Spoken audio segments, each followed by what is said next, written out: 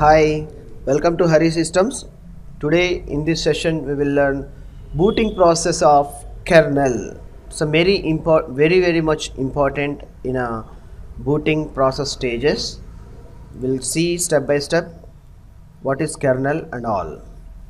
When the kernel, this is in a kernel, it's in a majorly intermediary scripting. There is in a configuration file scripting which is interacting between hardware and software manner to give us an user instructions to play a key role in the server operating systems in open source Linux and Ubuntu and CentOS. These are the open source flavors which are working on these platforms. This is the main heart of the operating system like server. See, this when the kernel is loaded, it immediately initializes and various hardware attached to the system. Earlier session we have identified that what grub2 will do. If you are not identified and seen that, please see earlier session of Harisystems. We have a good session for grub2, how it will reach the grub2 and what grub2 will do to move into the kernel level.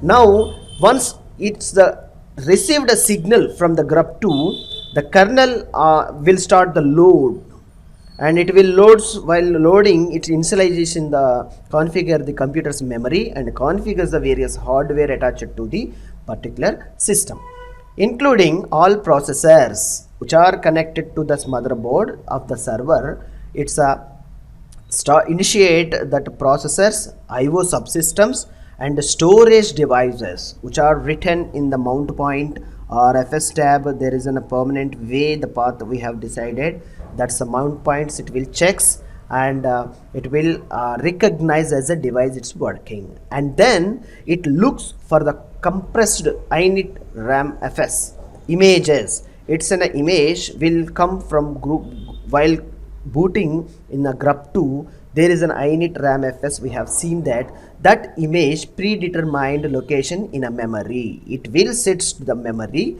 and decompresses directly in the sys root and loads the necessary system drivers like which hardware component which needs to perform in a good way, and it should comes under a functionality way attached with the operating system. It's need in a software driver and it will initiate all necessary drivers, and next it will initialize the virtual devices related file system such as LVMs, RAIDs, and before completing the init RAM FS process and freeing up the memory in the disk image once it is occupied. Once it is occupied in the main memory and physical memory as well as the hard drive, it will creates the grub what it is a loader which is having init RMFS file system. At this point, the kernel is loaded into memory and operational. However, since there is no user applications and allows meaningful input to the system, not much can be done with the system. Identify all these processes.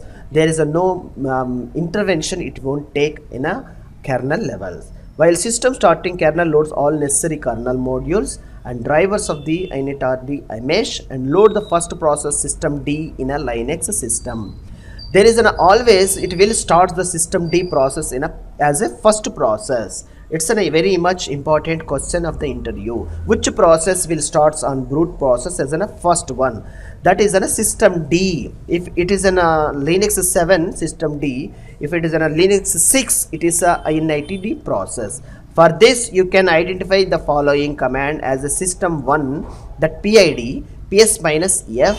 By using this command, you will see that ps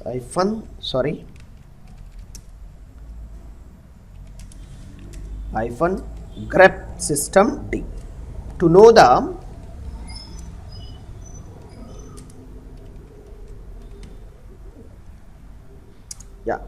the process ID, PID of the system D. See the first one, it is indicating the first ID. Okay, and this is a system D process. That is the kernel once it's initiating, that is the first process ID. It will shows like that. Okay, That's all. The kernel will initiates and runs and executes the different aspects. It will also install the system. Now we will see the next session. We'll see what is system D and processors of the Linux stage levels. I hope you better understand. Thank you for watching this video. Please subscribe, like, share and comment any of your views regarding this. Thank you for watching this video. Thank you.